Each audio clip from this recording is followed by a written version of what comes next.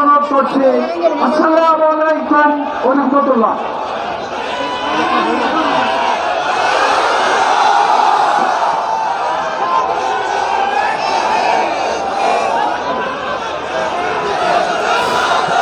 আসসালামু আলাইকুম ওয়া রাহমাতুল্লাহি ওয়া বারাকাতুহু। আওয়াজ বাড়ানো লাগবে ভাই, আওয়াজ বাড়িয়ে দেন, আমার কানে যেন আওয়াজ লাগে। রিভাব দেন, রিভাব। বসে পড়বে, সব বসে পড়বে। আপনি বসেন, সব বসে পড়বে, যে যেখানে আছে বসে পড়বে।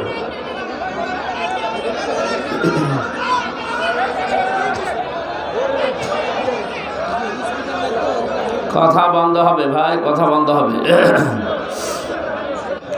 ইন্নাল হামদালিল্লাহি ওয়াসসালাতু ওয়াসসালামু আলা রাসূলিল্লাহ। আম্মা বাদ ফাউযু বিল্লাহি মিনাশ শাইতানির রাজীম। বিসমিল্লাহির রহমানির রহিম।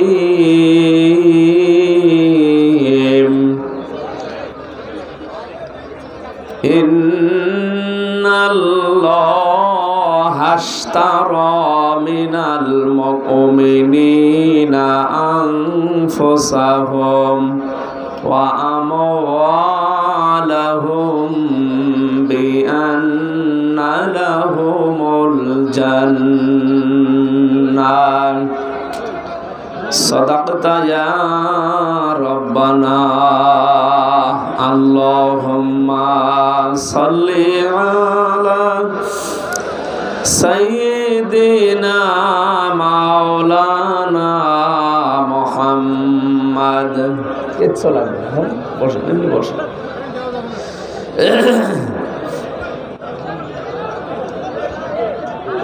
বসেন বসেন।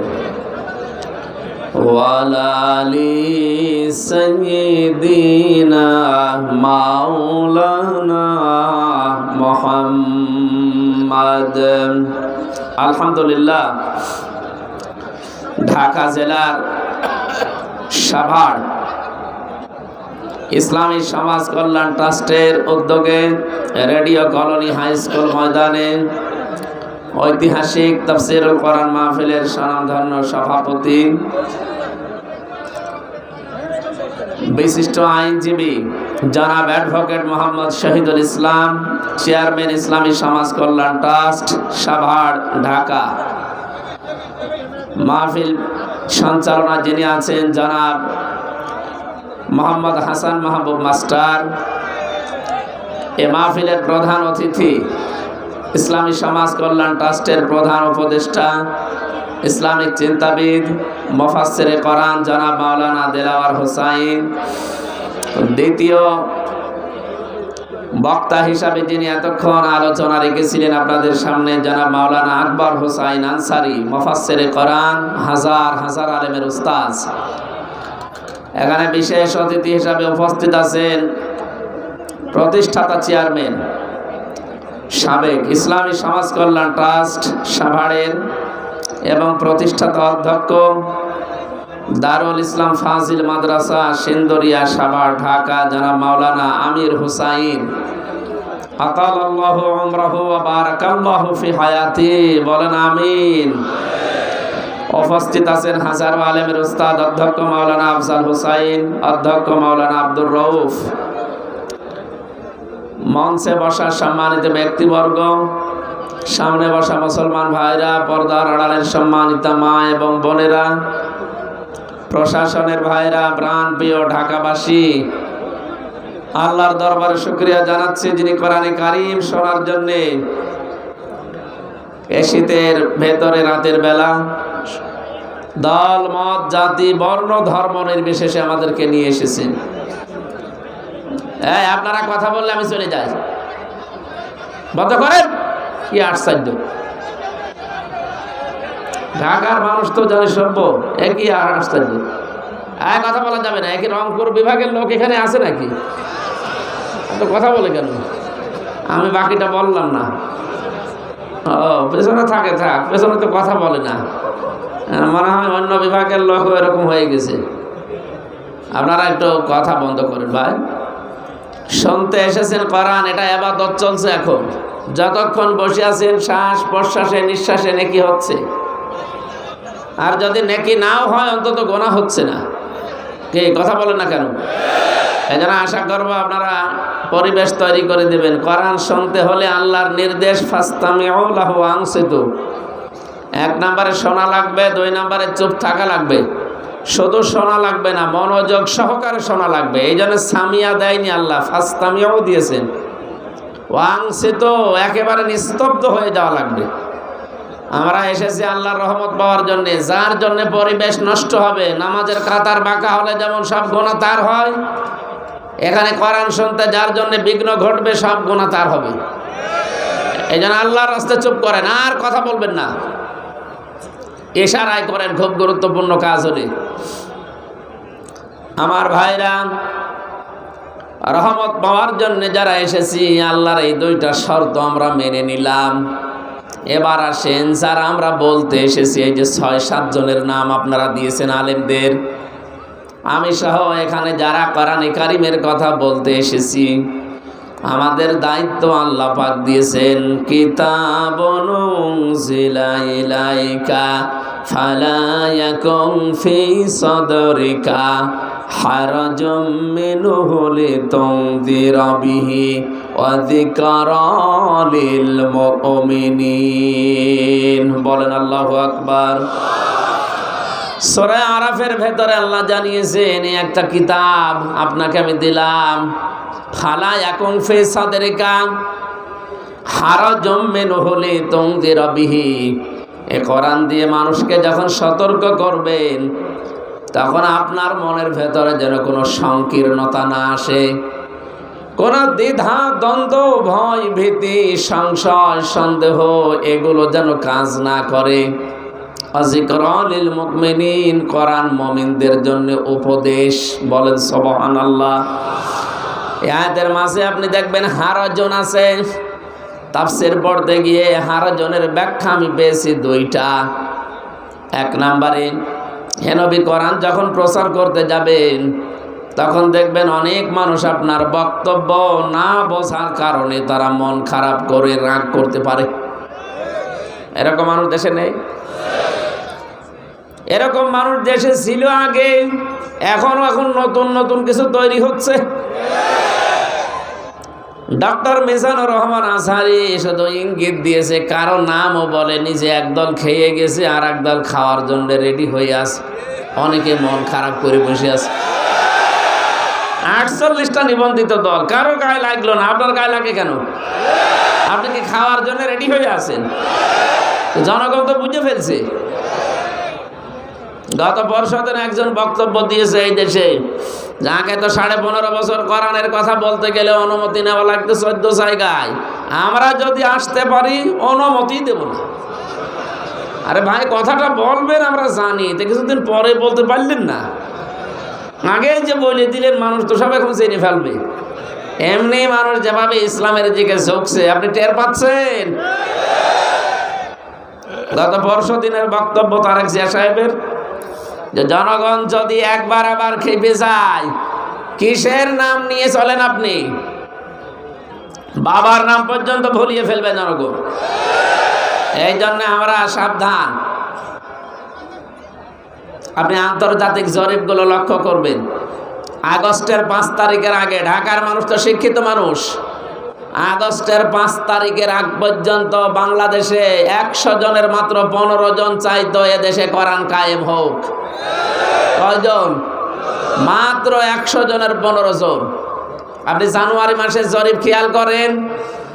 ভয়েস অফ আমেরিকা এবং আমেরিকার গোয়েন্দা বিভাগের সংস্থা যতগুলো কাজ করে বিশ্বে, বিশেষ করে মাইক্রোসফট, সব খ্রিস্টানরা চালায়, ইহুদিরা চালায়। তারা 257টা দেশের রিপোর্ট দিয়েছে।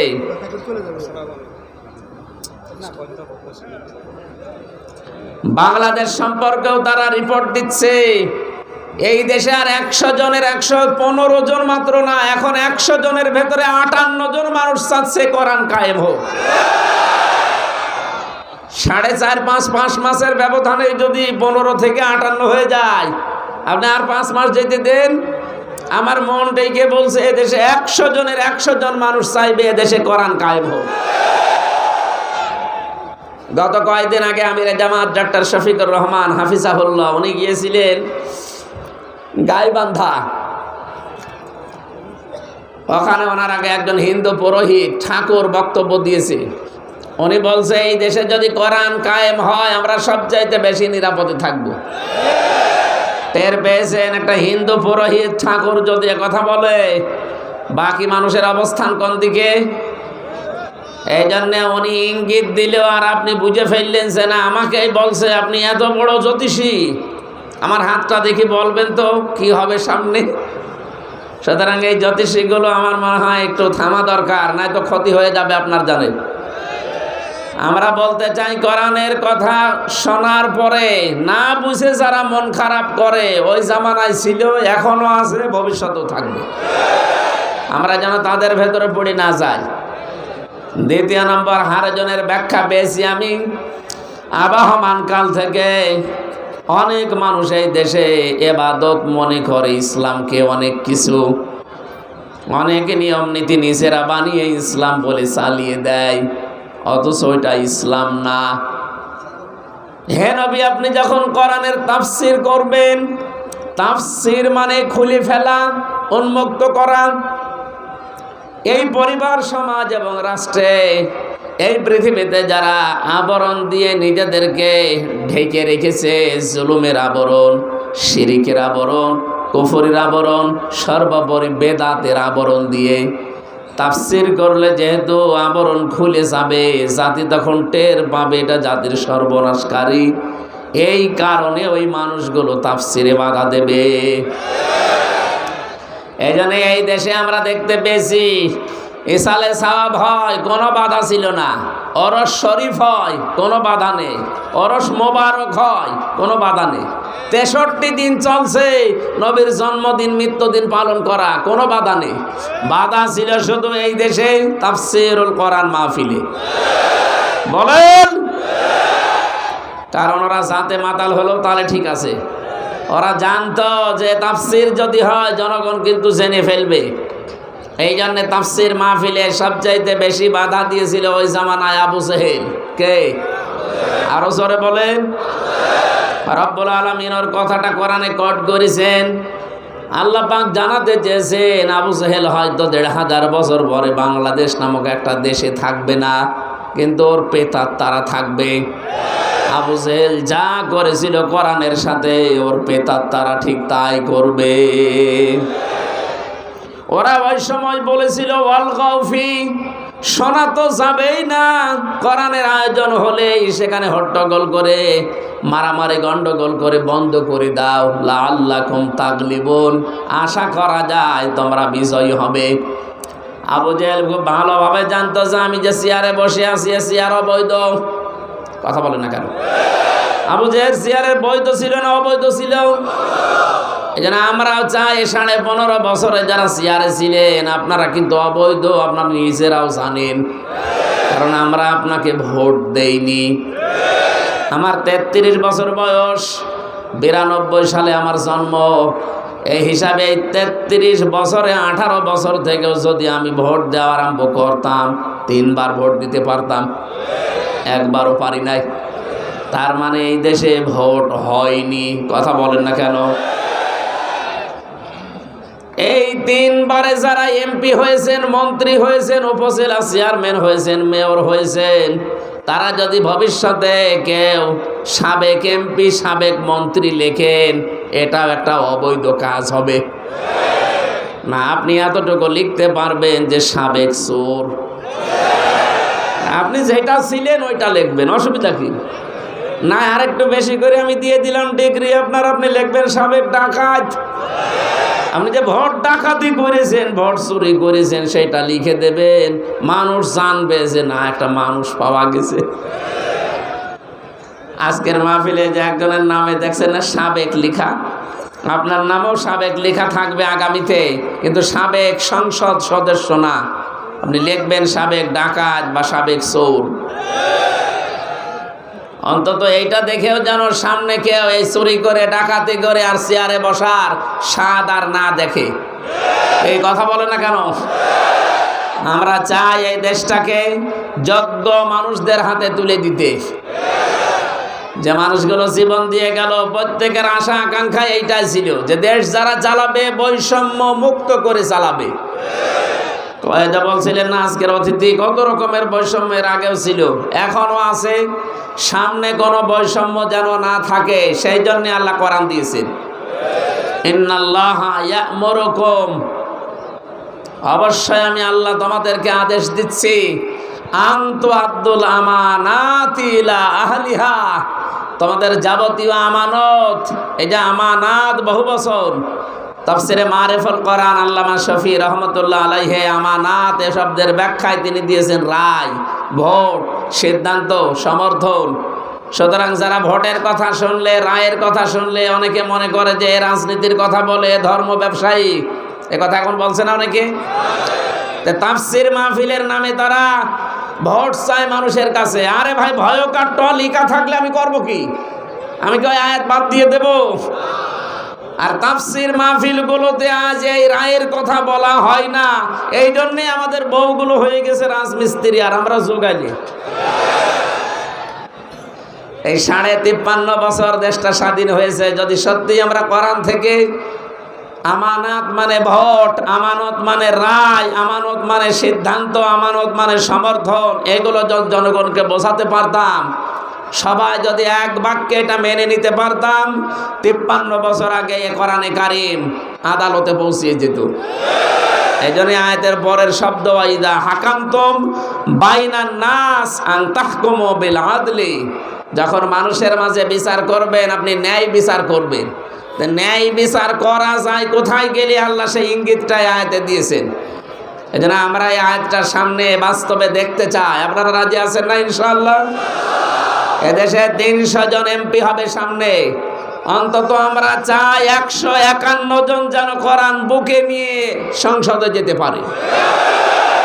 এটা যদি আপনার কাছে রাজনীতি মনে হয়, হ্যাঁ এটাই আমার রাজনীতি। এটা যদি ধর্ম ব্যবসা মনে হয়, হ্যাঁ এটাই আমার ধর্ম ব্যবসা। কথা বলেন না কেন?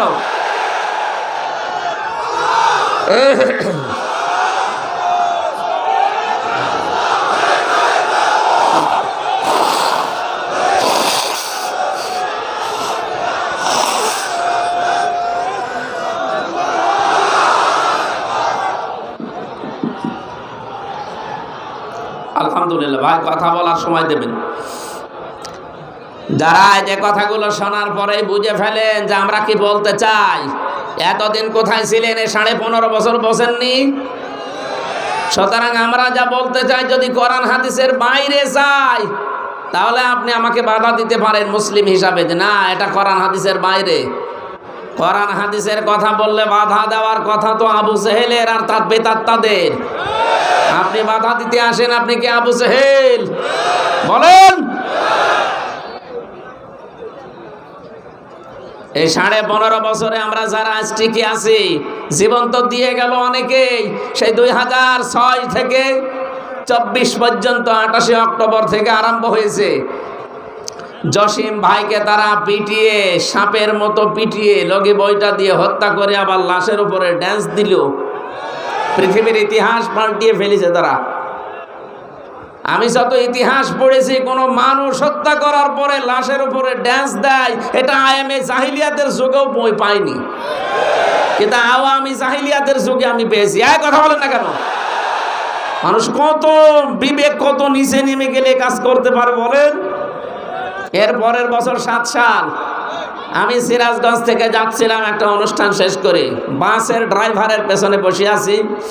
ড্রাইভার গাড়ি মাঝখান দিয়ে চালিয়ে না দিয়ে বাম দিয়ে চালিয়ে দিল, গাড়ি ঝাঁকি দিয়েছে। ড্রাইভারকে বললাম আপনি এমন করলেন, এখনই তো উল্টিয়েছে তো। ড্রাইভার আমারে বলছে হুজুর দেখেন না একটা কুকুর পড়ে আছে, মরা কুকুর, আমি ডবল করে ওর গার উপরে চাকা চালিয়ে দেব, আমার বিবেক নেই। আমি বললাম ও তো মরা কুকুর, মরে গেছে, ওরে ডবল করে মারলে কি আর না মারলে কি? ড্রাইভার আমার দিকে ঘুরে বলছে হুজুর আপনি কি আসলে হুজুর? আপনি কেমন হুজুর? আপনি দেখেন একটা মরা কুকুর পড়ে আছে, আমি ডবল করে চাকা চালাবো, আমার বিবেক কি মরে গেছে? আপনার নাম কি? সুব্রত। আপনার ইমান নেই কিন্তু বিবেক আছে। কথা বলে না কেন? আপনার ইমান নেই, আপনার নাম শুনে আমি বুঝেছি যে আপনার ইমান নেই, কিন্তু কি আছে? কিন্তু গত বছর, আজকে তো 7 সাল, গত বছর 6 সালে আগস্টের 28 তারিখে লগি বৈঠা দিয়ে অনেকে আমার জসিম ভাইকে পিটিয়ে মারার পরে লাশের ওপরে ড্যান্স দিল আশরাফুল মাখলুক আছে। এদেরকে আপনি কি ইমানও নেই, বিবেকও নেই? আর পৃথিবীতে যারা বিবেক কাজে লাগায় না, ওয়াজালুর রিজসা আলাল্লাযিনা লা ইয়াকিলুন, সূরা ইউনূসের 100 নম্বর আয়াতের শেষের দিকে আছে। আল্লাহ পাক বলেন যারা বিবেক কাজে লাগাবে না, ভুল সিদ্ধান্ত তাদের উপরে আল্লাহ চাপিয়ে দেবে, যেটা আমরা এই 15.5 বছরে দেখলাম। কথা বলেন না কেন? এই জন্য বিবেক যদি কেউ কাজে লাগাতে পারেন, আপনি পথ হারাবেন না। আগামীতেও যারা আসতেছেন, যে আসবেন, কে আসবেন আমরা জানি না, যারা আসবেন বিবেকটা যেন আপনার কাজে লাগে, নয়তো আপনিও পথ হারিয়ে ফেলবেন। আমার ভাইরা, আমি যে কথা তুলেছিলাম, কোরআনে কারীম যারা শুনতে এসেছি এই ময়দানে, আমরা যারা বলতে এসেছি, দ্বিতীয় হারাজনের ব্যাখ্যা আমি ছিলাম এই কোরআনের কথা সঠিকভাবে তুলে ধরলে ওই মানুষগুলো মন খারাপ করবে, রাগ করবে, বাধা দেবে, যাদের ব্যবসায় ভাটা পড়ার কথা। কারণে কোরআন নাজিল হওয়ার পর থেকে, এদিকে তাকান, এটা নাজিল হওয়ার পর থেকে আজকের এই দিন পর্যন্ত, এখান থেকে কিয়ামত পর্যন্ত এর শ্রোতা যারা, একে শোনে যারা, শ্রবণ করে যারা, 3 প্রকার শ্রোতার নাম আমরা কোরআনে পেয়েছি। 1 নম্বরে যার নাম বললাম আবু জেহেল, কাফের, নাম কি?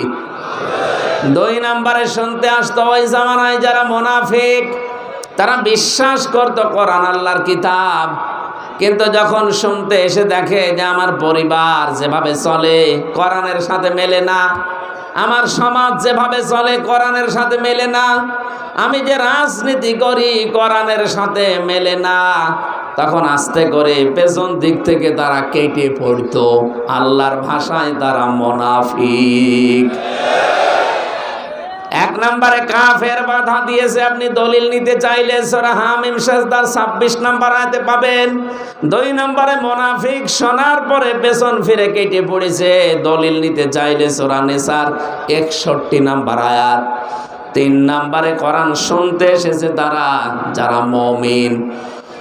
আল্লাহ রাব্বুল আলামিন তাদের চরিত্রের বর্ণনা দিয়েছেন, ইন্নামাল মুমিনুনা আল্লাযীনা ইযা যুকিরাল্লাহু ওয়াজিলাত কুলুবুহুম। আল্লাহর দৃষ্টিতে মুমিন তো তারা, যেই মানুষগুলোর সামনে আল্লাহর নাম উচ্চারণ হলে তাদের অন্তরাত্মা কেঁপে ওঠে। ওয়া ইযা তুলিয়াত আলাইহিম আয়াতুহু যাদাতহুম ঈমানা। কোরআনে কারীম থেকে যখন তাদেরকে তেলাওয়াত করে শোনানো হয়, এর মর্মবাণীগুলো বোঝার পরে এই মানুষগুলোর ঈমান যা আছে আরো বেড়ে যায়। ওয়া আলা রাব্বিহিম ইয়াতাওয়াক্কালুন। বাড়ি যাওয়ার আগে তারা সিদ্ধান্ত নিয়ে যায়, এই পৃথিবীতে যে কোনো কাজে ভরসা করব কার প্রতি? 1 নম্বরে আমরা এখানে ওইরকম শ্রোতা নেই যারা বাধা দেয়, তারা যেহেতু কাফের। আর এখানে কাফের আছে? নেই।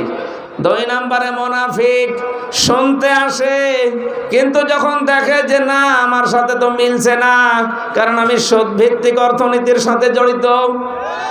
কথা বলেন এখানে, ওরা বিশ্বাস করে কিন্তু যে কোরআন আল্লাহর কিতাব, হামজা বানিয়ে বলবে না, ওর বাবার কথাও বলবে না। যখন দেখে যে না এগুলো তো মিলছে না, তখন আস্তে করে পিছন দিক থেকে কেটে পড়ে।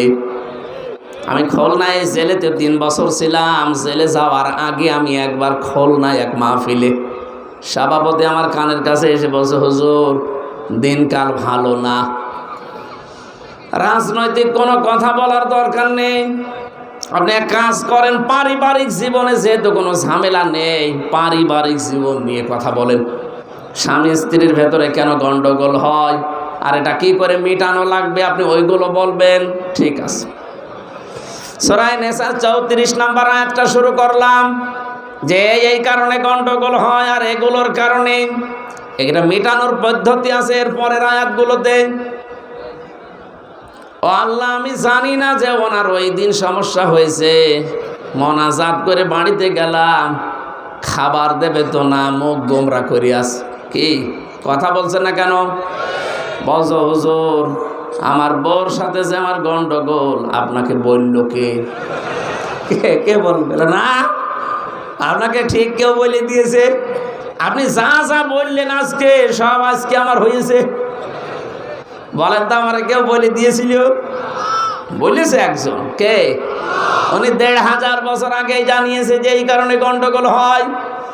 এখন আপনি রাজনৈতিক জীবনে কোরআনে কারিমে যে নিয়ম নীতি আছে এটা আপনি মানেন না, বলতে গেলে তো আপনার সাথে মিলে যাবে। এখন আমি করব কি? আমি সব জীবন বাদ দিলাম, এখানে ৯টা জীবনের কথা আছে। আমি একটা জীবন, যেহেতু সামনে এই জীবনটা আমাদের খুব দরকার, ওই জীবনের 5টা ইঙ্গিত দিয়ে আমরা তাফসীর মাহফিলে প্রবেশ করব। ১ নম্বরে, রাজনৈতিক জীবনের নাম শুনলে যেহেতু মানুষ উলট পালট ধারণা করে, রাজনীতি, রাজার নীতি। এ পৃথিবীর রাজাকে, তাহলে ওনার নীতি বাদ দিয়ে আপনি কার নীতি করতে চান? আলেমদেরকে আসলেই বলেন যে হলো রাজনৈতিক কথা বলবেন না। আরে ভাই, পড়া কোরআনে 918 জায়গায় আমি রাজনীতির কথা পেয়েছি। আমার এই ছোট মাথায় যদি এত হয়, তো বড় বড় মাথা যাদের, ওনারা তো আরো বেশি পাবে। অথচ কত মানুষ অলরেডি বলেই ফেলেছে যে কোরআনের সাথে রাজনীতির কোনো সম্পর্ক নেই। যেই লোকটা কথা বলেছে সে যদি আমার সামনে সূরা ফাতিহা শুদ্ধ করে পড়তে পারে, আমি মিষ্টি খাওয়াবো। আর যদি পড়তে না পারে, আমার মনে হয় ওনারা তওবা করে অন্তত পুনরায় মুসলমান হওয়া দরকার। রাজনীতি একটা ইবাদত। বিশ্বনবী যেহেতু নিজে রাষ্ট্রপ্রধান ছিলেন, রাজনীতি না করলে রাষ্ট্রপ্রধান হওয়া যায় না। কথা বলেন না কেন? আমাদের যিনি আছেন শাহাবুদ্দিন চপ্পু, উনি পর্যন্ত কয়েকদিন আগে কিন্তু ঘোষণা দিয়েছিল যে আমার ঠেলা দিয়ে ফেলা যাবে না, আমি রাজনীতি করা মানুষ। এ কথা বলেছিল না? যে রাজনীতি না করলে উনিও রাষ্ট্রপতি হতে পারতেন না। এতটুকু একটা দেশের রাষ্ট্রপ্রধান যদি রাষ্ট্রপতি হওয়ার জন্য রাজনীতি করা লাগে, আমাদের নবী মুহাম্মদুর রাসূলুল্লাহ সাল্লাল্লাহু আলাইহি সাল্লাম উনি যে 10 বছর রাষ্ট্রপতি ছিলেন, এটা কি মিথ্যা কথা? এটা মিথ্যা কথা? তাহলে আমাদেরকে অবশ্যই রাজনীতি সামনে করা লাগবে। নবীর উম্মত দাবি করলে মাস্ট বিয়ে পথে আসাই লাগবে আপনাকে। আপনি যাই মনে করেন, যেটা দুনিয়ার কাজ হোক, এই দুনিয়ার কাজ দিয়ে আপনার আখিরাতের জান্নাত তৈরি হবে। এবার আমি শুধু পয়েন্টগুলো বলছি। এই পৃথিবীতে কেউ যদি রাজনীতি করতে চায়, নেতৃত্ব দিতে চায়, নেতা হতে চায়, কোরআনে কারিম পুরাটা পড়ে আমি 5টা গুণাবলীর কথা পেয়েছি। 1 নম্বরে, রাজনীতি করতে হলে তাকে জ্ঞানী হওয়া লাগবে। কি হওয়া লাগবে? সূরা বাকারার 247 নম্বর আয়াতে এই তথ্যটা আছে। ক্বালা ইন্নাল্লাহা আসতাফাহু আলাইকুম ওয়া যাদাহু বাসতাতান ফিল ইলমি ওয়াল জিসম ইলা আখিরি আয়া। এখানে হযরত দাউদ আলাইহিস সালামের কথা যদিও বলা হয়েছে, আমি তাফসীরের ভেতরে পড়েছি, যারা কিয়ামত পর্যন্ত দুনিয়ায় নেতৃত্ব দিতে চায়, প্রথমেই তাদের 2টা কোয়ালিটি থাকতে হবে। 1 নম্বরে শরীরের শক্তি থাকা লাগবে, 2 নম্বরে জ্ঞান থাকা লাগবে। আপনি তাকান তো আমাদের দেশের দিকে, যারা রাজনীতি করছে ওল্ড হয়ে গেছে। বিশেষ করে এই যে হিরো আলম, এর ঠেলা দিলে পড়ে যাবে না? শরীরে কোনো শক্তি আছে? 2 নম্বরে জ্ঞান। আমরা এমন জ্ঞানী নেতা এই দেশে পাই যারা বলে আগামীকাল ঈদুল আজহার জানাজার নামাজ অনুষ্ঠিত হবে। এই যদি জ্ঞানের বহর হয় নেতা, এর তো রাজনীতি করা যায় নেই। কথা বলেন না কেন? নেতা হওয়ার কোয়ালিটি বলছিলাম 5টা। আপনাকে শক্তিশালী এবং জ্ঞানী হওয়া লাগবে। আমি কি বানিয়ে বললাম এটা? সূরা বাকারা 247 নাম্বার আয়াত, 2 নাম্বার পারা, 19 নাম্বার পৃষ্ঠা, 14 নাম্বার লাইনে আছে। বাড়ি যেয়ে মিলিয়ে দেখবেন, যে কোনো তাফসীর পড়লে পাবেন। 2 নম্বরে পেয়েছি আমি সূরা শুআরা 152 নাম্বার আয়াত, 19 নাম্বার পারা, 12 নাম্বার পৃষ্ঠার 5 নাম্বার লাইনে এটা আছে। ওয়ালা তুতিউ আমরাল মুসরিফিন আল্লাযীনা ইউফসিদুনা ফিল আরদি ওয়ালা ইউসলিহুন। এই পৃথিবীতে যারা অপচয় করে আর সীমা লঙ্ঘন করে তারা নেতৃত্ব দেওয়া জায়েজ নেই। আপনি এই 53 বছরই মিলান তো, যারা এদেশে নেতৃত্ব দিল, কত নেতা অপচয়ের পুরা জীবনটাই ভরা, বলেন। আর সীমা লঙ্ঘন তো না আমি নিলাম না, পুরাটা জীবনই সীমা লঙ্ঘন করে আছে। আরে ভাই, আপনার জন্য তো নেতৃত্ব দেওয়া জায়েজ নেই। আমি যত তাফসীর করব বলছি, এই জন্য শুধু পয়েন্ট বলছি। 3 নম্বরে বেশি আমি পৃথিবীর ময়দানে যারা গাফেল, এটা সূরা কাহফের ভেতরে আছে, 28 নাম্বার আয়াতে পাবেন, শেষের দিকে আছে। রব্বুল আলামিন বলেন, যেই মানুষগুলো দুনিয়াতে আল্লাহর জিকির থেকে, আল্লাহর স্মরণ থেকে গাফেল, তাদের নেতৃত্ব দেওয়া জায়েজ নেই, তাদের অনুসরণ করা জায়েজ নেই। 4 নাম্বারটা একটু ঝামেলা, আমি এটা বাদ দিয়ে 5 নাম্বারে চলে গেলাম।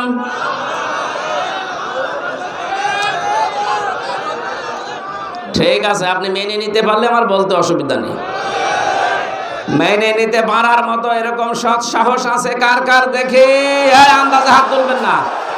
আলহামদুলিল্লাহ, আমি সাহস পেয়েছি বলার। ঠিক আছে, আপনি শুধু আমার কথা না, বাড়ি যেয়ে মিলাবেন। সূরা নিসা 5 নাম্বার পারার 2 নাম্বার পৃষ্ঠার 10 নাম্বার লাইনের 34 নাম্বার আয়াতের প্রথম অংশে পাবেন, আর রিজালু কাওয়ামুনা আলান নিসা। নেতা হবে পুরুষ, মহিলা হবে তার আজ্ঞাবহ। সুতরাং আগামীতে এই 96% মুসলমানের দেশে যারা নেতৃত্ব দেবে তারা পুরুষ হওয়া লাগবে।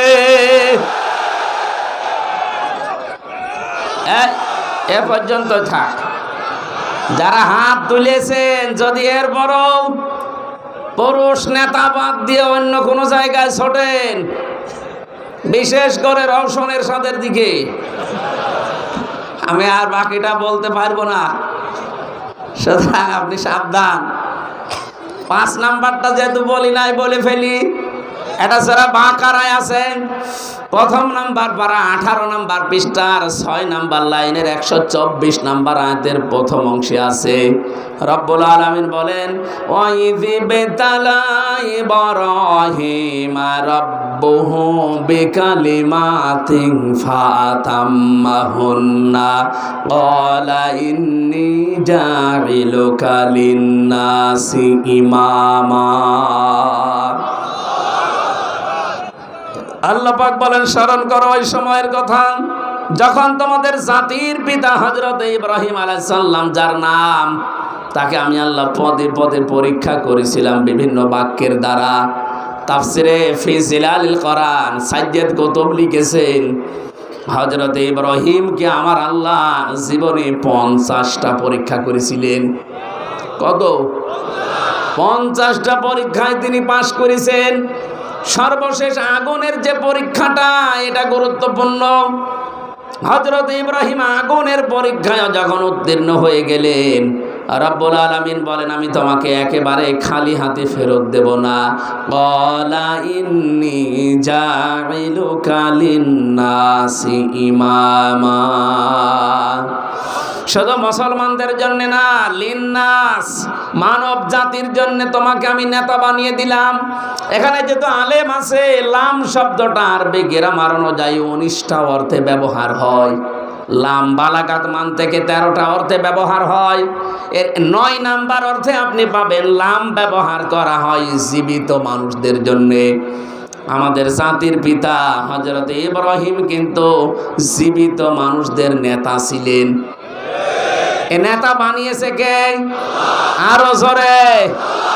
হযরত ইব্রাহিম ওই সময় জিজ্ঞাসা করেছিলেন, ক্বালা মিন যুররিয়াতি, হে আল্লাহ, নেতৃত্ব দেওয়ার গুণাবলী, এই যে নেতা হওয়ার যোগ্যতা, এটাকে শুধু আমাকেই দিলে, নাকি আমার সন্তানাদি যারা কিয়ামত পর্যন্ত আসবে তারাও নেতা হতে পারবে, তারাও নেতৃত্ব দিতে পারবে? আল্লাহ জবাব দিয়েছেন সঙ্গে সঙ্গে, ক্বালা লা ইয়ানালু আহদিজ জালিমিন। ইয়ানালু এটা মোসারে, বর্তমান ভবিষ্যৎ, প্রেজেন্ট ফিউচার। আহদিজ জালিমিন এটা বহু বচন। ভালো করে খেয়াল করেন, আল্লাহ শুধু অতীতের শব্দ দেয়নি, ইয়ানালু মোসারে দিয়েছেন।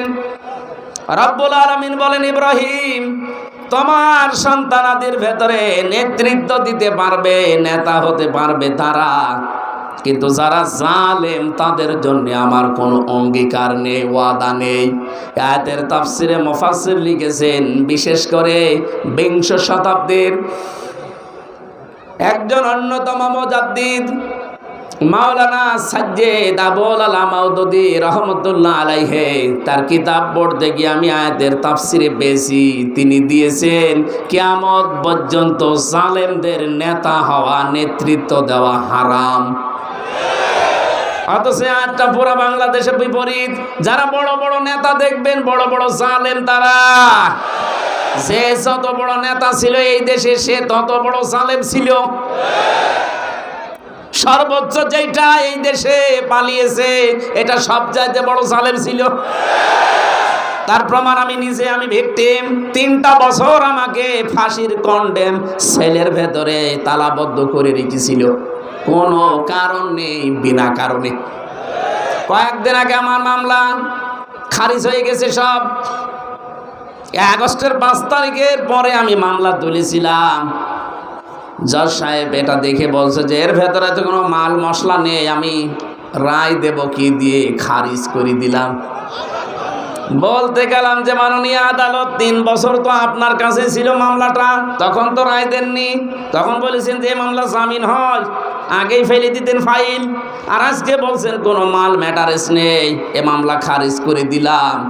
উনি এইটাই বলতো, হুজুর আমার হাত বাঁধা ছিল। কথা বলছেন না কেন? এখন আমার হাত খোলা আছে, আমি এখন ন্যায় বিচার করতে পারছি। আমরা এইটাই চাই। বাংলায় 1628টা চেয়ার আছে। কত? 1628টা চেয়ার আছে এই দেশে। এই চেয়ার না, মেন চেয়ার। শুধু একটা চেয়ারে হাত খোলা ছিল, বাকি 1615টা চেয়ার সব হাত বাঁধা ছিল। আপনি যে চেয়ারের নামই বলেন, সব চেয়ারেরই হাত বাঁধা, শুধু এক চেয়ারের হাত খোলা ছিল। আপনি মনে করছেন যে কাওয়া কাকুর মনে হয় হাত খোলা ছিল, না, ও কাওয়া কাকুরও হাত বাঁধা। একটা চেয়ারের শুধু হাত খোলা ছিল। আমরা চাই এই দেশে যেমন এখন সব হাত খুলে গেছে, কিয়ামত পর্যন্ত এই দেশে যত চেয়ারে মানুষ বলবে সবার হাত আবু সাইদের মতো খোলা থাকবে। এটা চান না আপনারা? কারো হাত যেন আর বাঁধা না থাকে, আর হাত খোলা থাকবে তখন আমান হাকামা বিহি আদালা, যখন এইটার বিচার শুরু হবে। এইটার বিচার ব্যবস্থা তৈরি করার জন্য যদি কেউ দল করে, রাজনীতি করে, আর আপনি সেইটাকে ধর্ম নিয়ে ব্যবসা করায় এই তকমা দিতে চান, সবচাইতে বড় ধর্ম ব্যবসায়ী তারা যারা সিজনাল নামাজি, সিজনাল টুপি মাথায় দেয়, সারা বছর খবর পাওয়া যায় না, শুধু যখন রায়ের সময় আসে, ভোটের সময় আসে, টুপি মাথায় দিয়ে খালি ঘন ঘন সালাম দেয়। কথা বলে না কেন? না, ধর্ম ব্যবসায়ী তো আসলে তারা। আমরা ধর্ম নিয়ে ব্যবসা করে খাই না, আমরা সারা জীবনই এই পোশাকে আছি। শুধু ভোটের সময় আসলে টুপি মাথায় দেই, টুপি এখন আমাদের মাথায় নেই, ভোটের সময় এইটাই থাকবে। এই কথা বলেন না কেন? সুতরাং এই আয়াত দ্বারা যেহেতু প্রমাণ হয়েছে যে কোনো জালেম রাজনীতি করতে পারবে না, আগামীতে যারা জালেম হবে তারা যেন চেয়ারে বসতে না পারে, এ বিষয়ে সজাগ থাকা লাগবে না? জালেম শব্দটা শুনতে ছোট মনে হচ্ছে, কিন্তু ব্যাপক অর্থবোধক একটা শব্দ, আর এমন ভারী শব্দ এটা। ইন্নামাস সাবিলু আলাল্লাযিনা ইয়াজলিমুনা নাস, সূরা শূরা 25 নম্বর পারা 6 নম্বর পৃষ্ঠা 13 নম্বর লাইনের 42 নম্বর আয়াতে আছে প্রথম অংশে। আল্লাহ বলেন আমি নিজে জালেমদের বিরুদ্ধে মামলা দেব। সুতরাং 15.5 বছরে যারা দেশ চালিয়েছে প্রত্যেকেই জালেম আর জালেমের দোষর। কথা বলেন না কেন?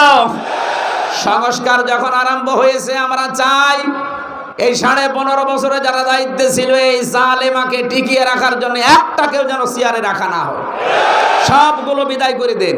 এক কথা বলেন না কেন? যারা দায়িত্বে আছেন আমরা চাই শহীদের রক্তের দাম দিতে। 2732 জন মানুষ মারা গেছে, 2780 জন এখনো হাসপাতালের বেদে, এখনো কাতরায়। তাদের আর্তনাদগুলো শুনতে হলেও অন্তত দাম দিতে হলেও যারা এই বৈষম্য তৈরি করেছিল তাদেরকে চেয়ার থেকে নামানো এখন সময়ের দাবি।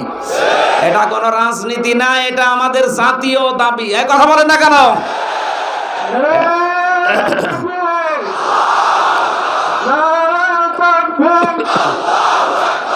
ইসলামের শত্রুরা হুঁশিয়ার সাবধান।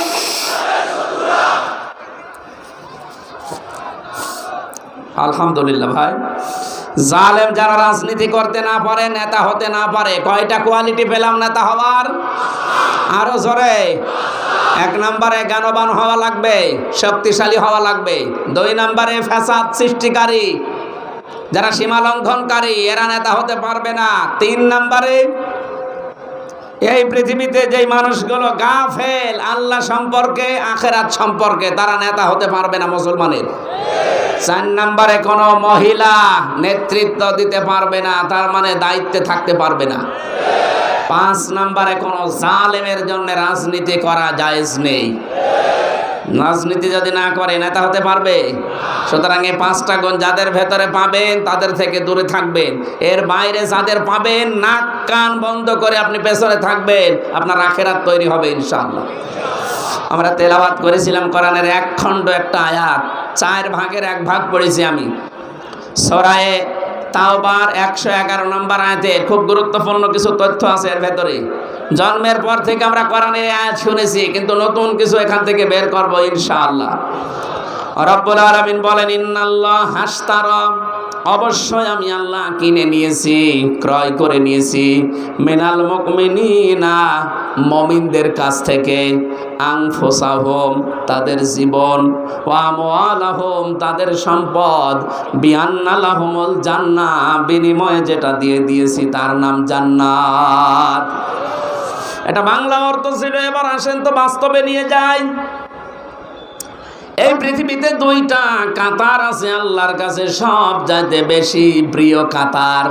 একটা হচ্ছে ইন্নাল্লাহা ইউহিব্বুল্লাযীনা ইউকাতিলুনা ফি সাবিলিহি সাফফান কান্নাহুম বুনিয়ানুম মারসুস।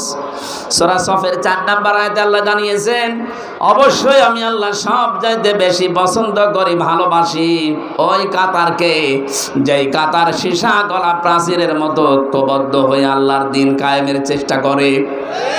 এই কাতার যদি বাংলাদেশে থাকে আপনি অবশ্যই সেই কাতারে শামিল হবেন, আল্লাহর প্রিয় পাত্র হওয়া যাবে।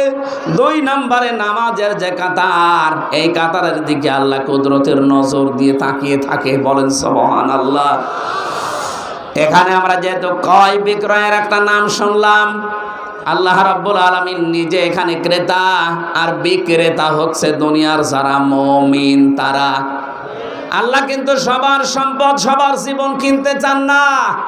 আল্লাহ বলেন ইন্নাল্লাহ হাশতারা মিনাল মুমিনিনা, আমি মুমিনদের কাছ থেকে কিনতে চাই। তিনি যদি বলতেন ইন্নাল্লাহ হাশতারা মিনাল মুনাফিকিনা মিনাল মুশরিকিনা মিনাল কাফিরিনা, যে কাফেরদের কাছে, মুশরিকদের কাছে, মুনাফিকদের কাছে কিনতে চাই, তাহলে আমরা যে সে আমাদের জীবন আর সম্পদ আল্লাহকে দিয়ে দিলে উনি নিয়ে নিত। আল্লাহ বলেন না, আমি কিনতে চাই শুধুমাত্র মুমিনের কাছে। কার কাছে? আরো জোরে বলেন। এবার আমার প্রশ্ন, আমরা মুমিন হয়েছি কিনা? মুমিন যদি এখনো হতে না পারি, সত্যিই কিন্তু আমাদের সম্পদ, আমাদের জীবন আল্লাহ কিনবে না। আজ বাংলাদেশের সাথে আমি আয়াতটা মিলিয়ে দেখেছি, বহু মুসলমান দাবি করে অথচ এখনো মুমিন হতেই পারে নাই। এই লোকটা মসজিদের টাইলস লাগিয়ে দেয়, মাদ্রাসায় ফ্যান কিনে দেয়, পোড়াটায় পানিতে ফেলা হবে। আর আপনি মুমিন না হলে আপনার সম্পদ আল্লাহ কিনবে না। এখন যদি আমি বাজারে যাই কোনো পচা মাছ, আমি হামসা যেমন কিনতে রাজি না, দরকার হয় মাছ কিনবো না, তারপরও পচা মাছ কিনতে আমি রাজি আছি। কথা বলে না কেন? আমার চাইতে আল্লাহর মেধা, যোগ্যতা, দক্ষতা কত বেশি আপনি চিন্তা করেন। উনি যদি পৃথিবীর কিছু কিনতে চান, পচা জীবন, পচা সম্পদ কিনবে? আরো জোরে বলেন। মানুষের জীবন কখন পচে যায়, কখন নষ্ট হয়ে যায়। কোরআনে কারীম জানিয়েছে, যে জীবনে শিরিক প্রবেশ করেছে ওই জীবন পচে নষ্ট হয়ে গেছে। এই জন্য আমাদের ঈমান যদি শিরিক মুক্ত হয় তাহলে এটা পবিত্র, শিরিক যুক্ত হলে এটা অপবিত্র। আপনি যতই সুন্দর ঈমানের দাবি করেন। ও ঢাকাবাসী, এবার আসেন তো শিরিক শব্দটার সাথে পরিচিত হই। আল্লাহ যেটা পারে ওইটা অন্য কেউ পারে, এই বিশ্বাস করার নাম শিরিক। বলেন বলেন। ছেলে মেয়ে দিতে পারে কে? ইয়াখলুকু মা ইয়াশা ইয়াহাবু লিমান ইয়াশাউ ইনাসা ইলা আখিরি আয়া। এই আয়াতের প্রমাণ হচ্ছে ছেলে মেয়ে দেওয়ার দায়িত্ব কার? কোন বাবা পারে, কোন দরবার পারে? সুতরাং এখানে যাবেন না। নবীদের জীবনী পড়বেন। ৮৬ বছর বয়সে হযরতে ইব্রাহিম নবীর সন্তান হয়েছে ৮৬ বছর পর। তারপরেও তিনি কোনো কবরে, কোনো বাবার দরবারে গিয়েছেন? নবী মানুষ যদি ৮৬ বছর দোয়া করে তারপরে সন্তান হয়, আপনার তো ৮৬ বছর না, ৬ বছরও পার হয়নি, আপনি পাগল হয়ে গেছেন। সুতরাং অনেক মেয়েরা আশপাশে আছে, সাবধান, কোন ভণ্ড পীরের খপ্পরে পড়বেন না। সন্তান দেওয়ার ক্ষমতা কারণে অনেক ভণ্ড এখন বের হয় বিভিন্ন আস্তালায়, গাছতলায়, দরবারে, বলে যে আপেল পড়ে দিচ্ছে হুজুর। পীর সাহেব বাবা আপেল পড়ে দিলে নাকি ছেলে হয়। অনেক জায়গায় অনেক মেয়েরা দেখি তার স্বামীকে পাঠায়, বলে যে হামজা হুজুরের কাছে আপেল পড়ে নিয়ে আসেন, কারণ এর আগে খালি মেয়ে হয়েছে, ছেলে হয় না, হুজুর পড়ে দিলে ছেলে হবে। সেদিন দিনাজপুরে পেয়েছিলাম একজনকে, বলছে হুজুর আমার পর পর 4টা মেয়ে, আমি খুব আশা করে আছি যেন ছেলে হয়, এই আপেলটা পড়ে দেন। বললাম আপেল আমার দিন। আরে ভাই, আপেল পড়ে যদি ছেলে হয়, আমার পরপর 3টা মেয়ে, আমি আপেল পড়ে আমার বউরে খাবো? এগুলো সব বানোয়াট, সব ভিত্তিহীন। কোন মরা বাবা, কোন জিন্দা বাবার ক্ষমতা নেই অবৈধ কাজ ছাড়া বৈধভাবে আপনাকে সন্তান দিতে পারে। কোন বাবার কাছে গিয়ে যদি বৈধভাবে সন্তান কেউ নিয়ে আসতে পারে, এটা ডাহা মিথ্যা কথা। হ্যাঁ, সন্তান যদি হয়েও থাকে বুঝবেন এটা অবৈধভাবে। এক কথা বলে না কেন? এরকম বহু ভণ্ড বাবার দ্বারা ভণ্ড সন্তান দুনিয়ায় আসছে না? আমি ইঙ্গিত দিলাম, সাবধান থাকবেন। তাহলে শিরিকের পয়েন্ট বোঝাচ্ছিলাম যে আল্লাহ যেটা পারে ওইটা অন্য কেউ পারে, এই বিশ্বাস করার নাম কি? আলা লাহুল খালকু ওয়াল আমরু। সৃষ্টি যার, আইন চলবে তার। সুতরাং এই পৃথিবী সৃষ্টি করেছেন কে? এই প্রমাণ তো পেয়ে গেলে সূরা আরাফের ৫৪ নম্বর আয়াতের মাঝের অংশে আছে, ইনিল হুকমু ইল্লা লিল্লাহ। সূরা ইউসুফ ৪০ নম্বর আয়াতের মাঝের অংশে আছে। বিধান চলবে কার? সুতরাং আল্লাহর তৈরি করা এই জমিনে আল্লাহর বিধান বাদ দিয়ে যারা মানুষের তৈরি করা আইন কানুন প্রতিষ্ঠা করতে চাচ্ছেন, আপনি শিরিক করছেন। আর শিরিক করলে মানুষ মুশরিক হয়ে যায়। মুশরিক হলে বিনা হিসাবে, বিনা বিচারে জাহান্নামী। এত দলিল দিয়েও যদি কেউ ফিরিয়ে না আসে, আমার মনে হয় ওর কপালে আর হেদায়েত নেই। বলেন তো এই দেশে এখন মুশরিক আছে কিনা? তাহলে আল্লাহ যেটা পারে ওইটা অন্য কেউ পারে। ইয়াকুলুনা হাল্লানা মিনাল আমরি মিন শাইইন কুল ইন্নাল আমরা কুল্লাহু লিল্লাহ। সূরা আলে ইমরান ১৫৪ নম্বর আয়াতের মাঝের অংশে আছে, ৪ নম্বর পারা ৯ নম্বর পৃষ্ঠা ৩ নম্বর লাইনে আছে। আল্লাহ বলেন কাফেররা জিজ্ঞাসা করতো, হে মুহাম্মদ সাল্লাল্লাহু আলাইহি সাল্লাম, আইন তৈরি করতে আমরা কি পারি? আল্লাহ বলেন নবী আপনি বলেন যে না, এটা তৈরি করার একচ্ছত্র মালিকানা কার? সুতরাং আল্লাহ বাদে আইন তৈরি করা যেহেতু জায়েজই নেই, এই 54 বছর যাদের তৈরি করা আইনে এই দেশ চলেছে, ডক্টর মোহাম্মদ কামাল তার বানানো এই সংবিধান এই দেশ থেকে তুলে দিয়ে কোরআনে কারিমে আল্লাহ একটা সংবিধান দিয়েছেন। সূরা ফুরকান ৭৭টা আয়াত আছে, ৭৩টা ধারা আছে। শুধু এই ৭৩টা ধারা বাংলার সংবিধানে আপনি সংস্কার করে দেন, আল্লাহর কসম এই দেশ থেকে যত অন্যায় দেখছেন সব বন্ধ হয়ে যাবে। স্যার ব্যাখ্যা করছিলেন ফিতনার যত ফিতনা আছে সব দূর হওয়া সম্ভব শুধু এই সংবিধানের দ্বারা। কিসের চাঁদাবাজি করবেন আপনি? এমনি দূর হয়ে যাবে যদি এই ৭৩টা ধারা বাংলার সংবিধানে সংযোজন হয়। যেহেতু সংস্কার চলছে আর ৫৩ বছর আমরা দেখলাম যে কিছুই হয় না, এ হাজার হাজার ধারা দিয়ে আমরা আহ্বান জানাচ্ছি ৯৬% মুসলমানের এই দেশে এই ৭৩টা ধারা সংবিধানে সংযোজন করা হোক। এর পক্ষে আপনারা নেই? হয়তো এই হাত আমাদের মুখের কথা ওনাদের পর্যন্ত যাবে কি যাবে না জানি না, কিন্তু আরো সে চলে গেছে। ইব্রাহিম নবীকে আগুনে দিয়েছিল, ব্যাঙ শুধু প্রসাব করেছিল, জানতো যে আমার প্রসাবে কিছু হবে না, কিন্তু পক্ষে ছিল। আমরাও এই সংবিধানের পক্ষে আছি না? হাত যাদের আছে তুলে ধরেন, ক্যামেরায় ভিডিও হোক ফেরেশতাদের। লিল্লাহি তাকবীর।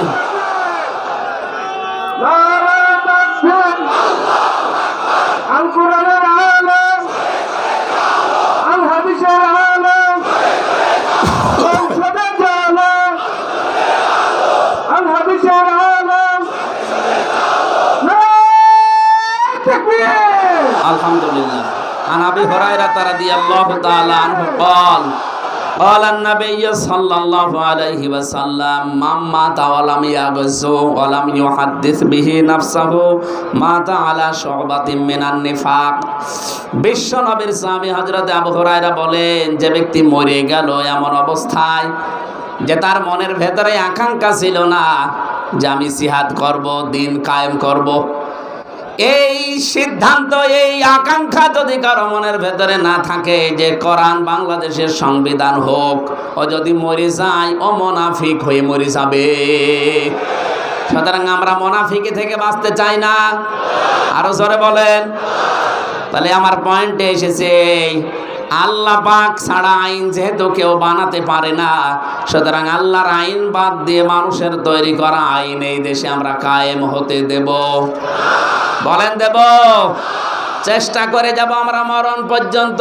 কায়েম হলে কোরআনের আয়াত ভালো, না হলে আমাদের কোনো লস নেই। আমাদের জীবনের শেষ দিন বেতন আছে জান্নাত। কথা বলেন না কেন? সুতরাং জীবনের শেষ দিন পর্যন্ত একটা কাজ করে যাওয়া লাগবে। 500 ফরজ আছে কোরআনের ভেতরে, এটা 1 নাম্বার ফরজ। আনাকিমুদ্দিন ওয়ালা তাতাফাররাকু ফি, দিন কায়েম করো, এ বিষয়ে কোনো ফতোয়াবাজি করবে না, কোনো মতপার্থক্য এখানে চলবে না। সুতরাং যে যেই যাইলে কাজ করছেন, তাবলীগ করেন, পীরগিরি করেন, জিহাদ করেন, যাই করেন করেন, দায়িত্বে আপনার জীবনে এইটা নেওয়া লাগবে যে আমি এই দেশে আল্লাহর কোরআনের রাজ কায়েম দেখতে চাই। এখানে কোনো ফতোয়াবাজি চলবে না ইনশাআল্লাহ।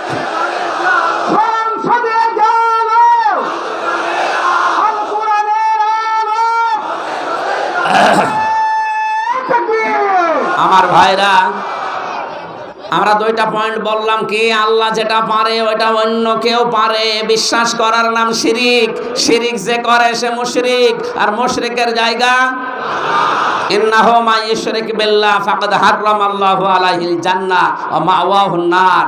যারা শিরিক করে তাদের জায়গা হচ্ছে জাহান্নাম, আর জান্নাত তাদের জন্য হারাম। সুতরাং আমরা কোনো শিরিকে যেন না যাই। আল্লাহর তৈরি আইনের বিরুদ্ধে বাদ দিয়ে মানুষের তৈরি আইন যারাই প্রতিষ্ঠা করার জন্য দল করবেন, ভোট দেবেন, চিন্তা ভাবনা করবেন, চেষ্টা করবেন, আপনি মুশরিক হয়ে মারা যাবেন। আমি আপনাকে বাঁচাতে চাই। আপনি জাহান্নামে গেলে আমার কোনো লস নেই। হ্যাঁ, আল্লাহর কসম, আপনি জাহান্নামে গেলে আমার কোনো লস নেই, কিন্তু আমি কিয়ামতের দিন ধরা খেয়ে যাব যদি এই কথাটা আপনাকে না জানাই।